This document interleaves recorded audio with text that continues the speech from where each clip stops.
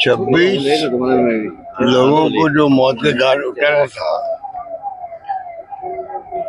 बड़ी मार्मिक तरीके से, उसमें चूक कहाँ हुई?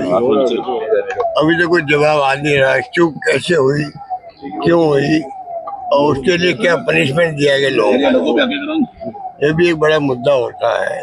किसी बार घटना होती है तो चूक किससे हुई, किस स्तर पर हुई? ना गृह मंत्री ने ना किसी और ने इस्तीफा दिया, एजेंसी के कोई हेड ने इस्तीफा नहीं दिया, तो इसका मतलब कुछ भी नहीं हुआ। तो जनता वो जवाब चाहती थी कि जनता चाहती थी कि इतनी बड़ी घटना के बाद में किनको आप पनिशमेंट दे रहे हो, और चूक कहाँ हुई, इसकी इंक्वायरी हुई है क्या? कोई रिपोर्ट नहीं आ रही है और कल जवाब में भी कोई स्पष्ट रूप से कोई बात नहीं आई। तो राहुल जी ने, प्रियंका जी ने, गौरव गोगोई ने, जिसने भी बात उठाई है, अखिलेश यादव ने, किसी का भी जवाब नहीं दिया गया। खाली जो सरकार होती है आंकड़े उसके पास ही होते हैं, फैक्चुअल उनके पास होती है, खाली उद्देश्य को बताई गई। तो ये बात तो आप जब ऑपरेशन सिंदूर बंद हुआ था, समाप्त हुआ था, तब जो मांग उठी थी कि आप पार्लियामेंट का सेशन बुलाओ, तो क्या फर्क पड़ता, उसको बुला लेते, उस वक्त देशवासियों के सामने बात आती, जवाब सवाल होते, जनता ज्यादा संतुष्ट होती।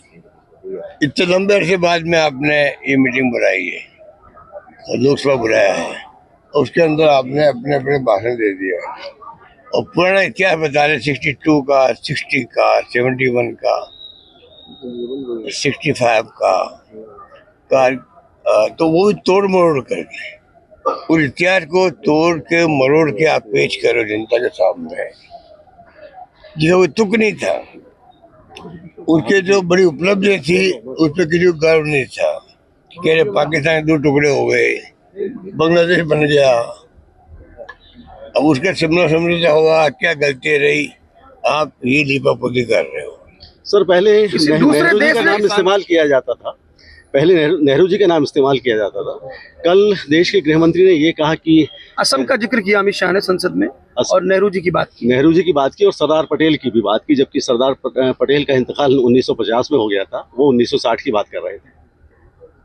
कोई इलाज नहीं इसका।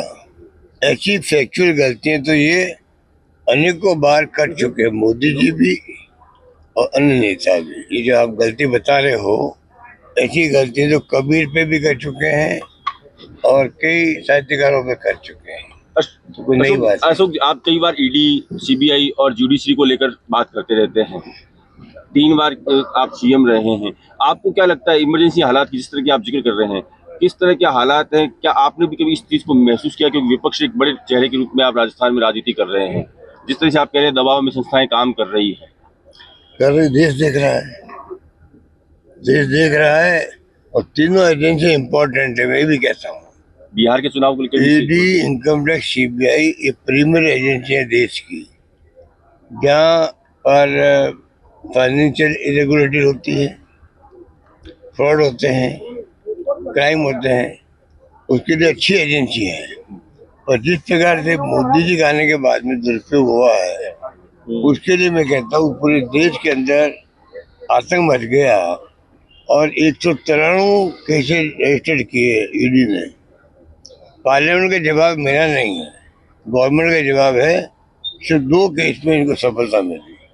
कितने लोगों को तंग किया गया होगा, उनके घरों में गए होंगे, छापे डाले होंगे, महिलाएं हैं, माता है, बहनें हैं, क्या बीती होगी। 18 घंटे नहीं, कई दिन तक वहाँ रहते हैं। बिहार के चुनाव में जिस तरह ये जो स्थिति है, बिल्कुल ये बहुत ही खतरनाक स्थिति रही है। सुप्रीम कोर्ट ने जब कुछ कमेंट किए तब थोड़ा बहुत फर्क पड़ा है। सर, आप राजस्थान में घूम रहे हैं, मुख्यमंत्री दिल्ली पहुंच जा रहे हैं, आपका सूचना तंत्र भी कई तरह की बातें पहले भी कह चुका है, किस तरह से देखते हैं? दिल्ली में कल भजनलाल भी थे, वसुंधरा राजे भी थी। ये जो अंदर पार्टी के मामले हैं, जब धनखड़ साहब का एपिसोड हुआ है, सबसे जो है गवर्नमेंट खुद डिफेंस में भी आ गई है।